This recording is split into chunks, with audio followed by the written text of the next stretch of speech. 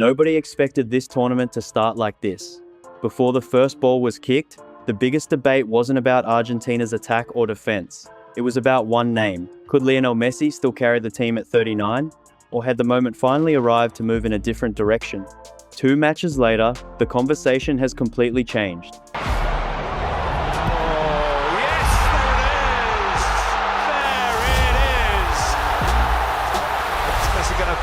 Crown it all himself. He has to. Well, this truth is stranger than fiction.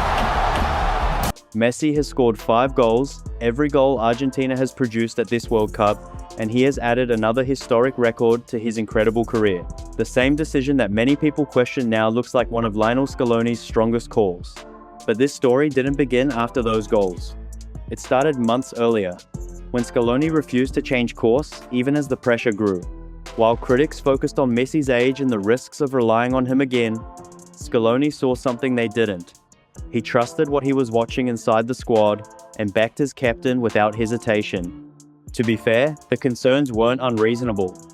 Plenty of respected voices believed Argentina needed a different plan, and their arguments had real logic behind them. So before looking at how everything has unfolded, it's worth understanding why so many people doubted the decision and why Scaloni believed they were missing the bigger picture. If you had doubts about this Argentina squad, you weren't alone. History gave people plenty of reasons to question whether the defending champions could do it again. The World Cup has a long record of title holders returning with familiar faces, only to see their campaign end much earlier than expected.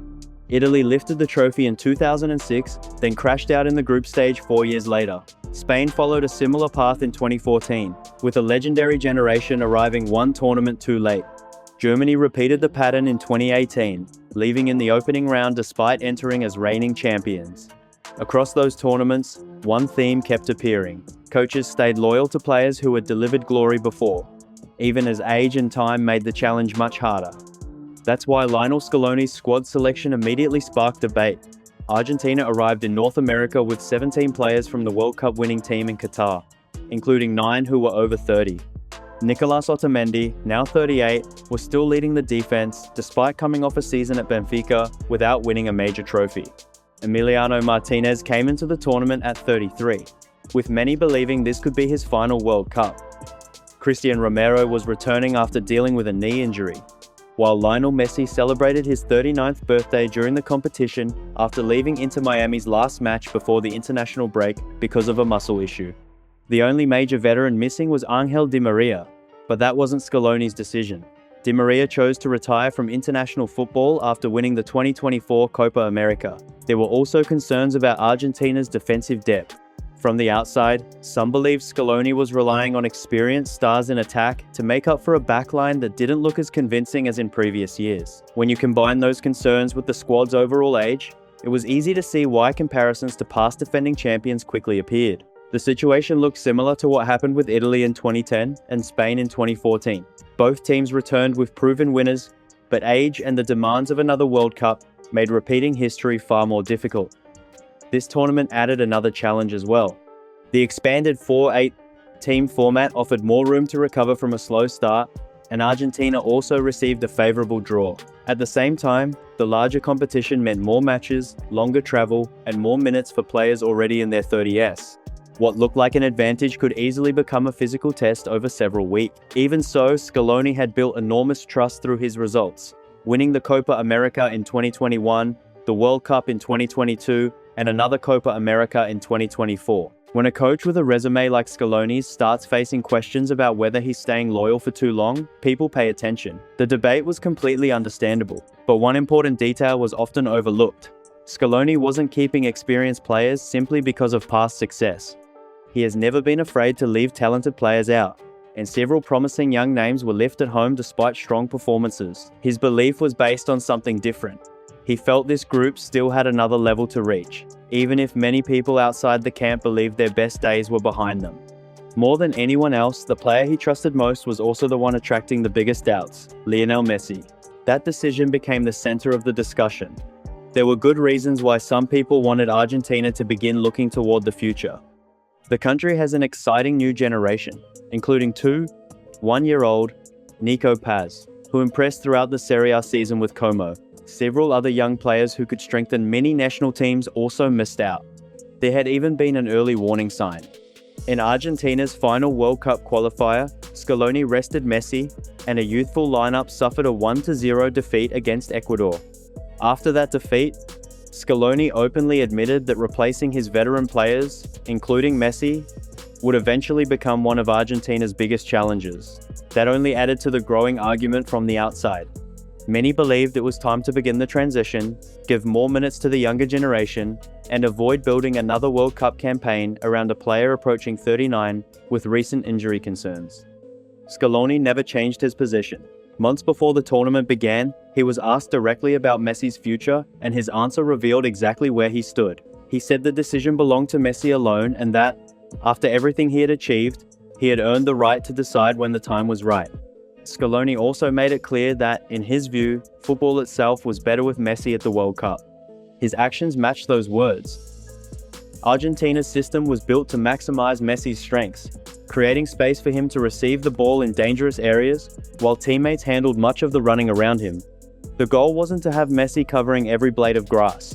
It was to manage his workload carefully and make sure the team's biggest moments flowed through its most influential player. Former Argentina captain Javier Zanetti echoed that thinking before the tournament. He argued that as long as Messi was on the field, Argentina would always be among the favorites, because few players understand what the team needs in crucial moments better than he does. More importantly, the performances leading into the World Cup suggested that belief wasn't based on reputation alone. Messi finished as the top scorer in South American World Cup qualifying with 8 goals, helping Argentina build a comfortable 9-point lead at the top of the standings. Those performances hardly look like the final chapter of an aging star, so when he picked up a muscle issue during Inter Miami's last match before the tournament, concern spread quickly. Scaloni, however, remained confident. After monitoring Messi in training and seeing him move well, he included him in the starting lineup against Algeria. Once again, Scaloni trusted continuity instead of rushing toward a younger alternative. That decision was tested immediately in Argentina's opening match in Kansas City.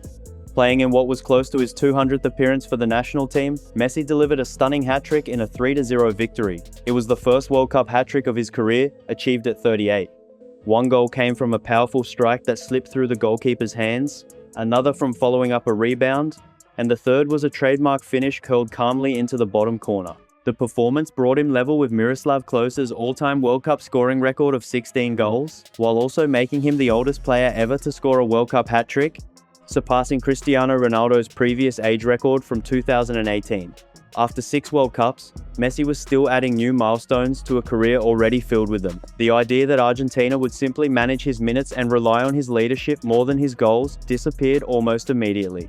Just 4 days later, against a well-organized team coached by Ralf Rangnick in Dallas, Messi proved once again that he could still decide the biggest matches. Messi followed up his incredible opening performance by scoring both goals in Argentina's 2-0 victory. This time, he moved past Miroslav Klose and became the outright all-time leading scorer in World Cup history with 18 goals. The record now belonged to him alone. The match didn't begin perfectly. Inside the opening 10 minutes, Messi missed a penalty, sending his shot wide with the historic milestone within reach. For many players, that kind of moment could have changed the rest of the game. Instead, he responded in the way only the very best can. He broke the record with a precise left-footed finish into the near corner after a smart cutback from Facundo Medina. Deep into stoppage time, he added another goal by reacting first after Julian Alvarez's shot was pushed away by the goalkeeper. After just 2 matches, Messi had scored all 5 of Argentina's goals, moved to the top of the Golden Boot race, and helped secure a place in the knockout stage, with 1 group match still to play. That missed penalty also revealed something important. Rather than letting disappointment affect his performance, he stayed focused and found a way to take control of the game. That relentless drive is exactly what Scaloni has praised for years. Even so, it's important not to jump to conclusions too quickly. 2 impressive victories don't erase the lessons of World Cup history. Italy, Spain, and Germany also survived the early stages of their title defenses before their campaigns eventually unraveled. The toughest challenges for Argentina were still waiting ahead. The opening 2 victories don't settle every question, History has shown that defending champions can look comfortable early in a tournament before running into bigger problems later, when the matches become more demanding and fatigue starts to build. That's why Argentina's win over Austria revealed much more than the opening game against Algeria. Algeria spent long periods sitting deep and allowing Argentina to control possession. Austria took a completely different approach. They pressed aggressively, played with intensity, and forced Argentina into a much more physical contest. On paper, that was exactly the type of European opponent many believed could expose an older squad. David Alaba produced 2 important blocks to deny Messi in the first half, while Austria grew stronger after the break. Emiliano Martinez also had to make an excellent save from a Marcel Sabitzer free kick to protect Argentina's lead. The game became tense and unpredictable. Messi even missed a penalty, yet Argentina stayed composed, found another breakthrough, and finished with a clean sheet against far tougher resistance. It wasn't Messi's sharpest overall display, and he could easily have ended the night with even more goals. Still, Argentina passed a much stronger test before the knockout rounds had even begun. Most importantly, the first 2 matches directly addressed the biggest concerns surrounding this team. Questions about Messi's level were answered with a hat-trick followed by a record-breaking 2-goal performance. Questions about his fitness faded after he successfully completed both matches and remained the central figure in Argentina's attack. The debate about building another title defense around a player approaching 39 also looked very different. Everything flowed through Messi, and he added another remarkable achievement by becoming the first player in more than 50 years to score in 6 consecutive World Cup matches, matching a feat previously associated with Just Fontaine in 1958 and Jairzinho in 1970. For months, Scaloni faced constant questions about his decision to keep building the team around Messi. After the way the tournament has started, those doubts have become much quieter.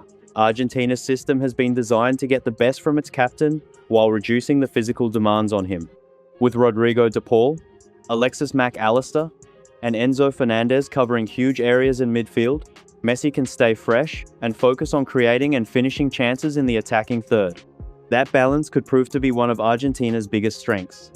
Instead of asking a 9-year-old to chase every phase of play, the team allows him to conserve energy for the moments that matter most. With victories over Algeria and Austria already secured, Argentina now head into their final group match against Jordan with first place almost guaranteed. They have won their opening 2 World Cup matches for the first time since 2014 while keeping clean sheets in both games.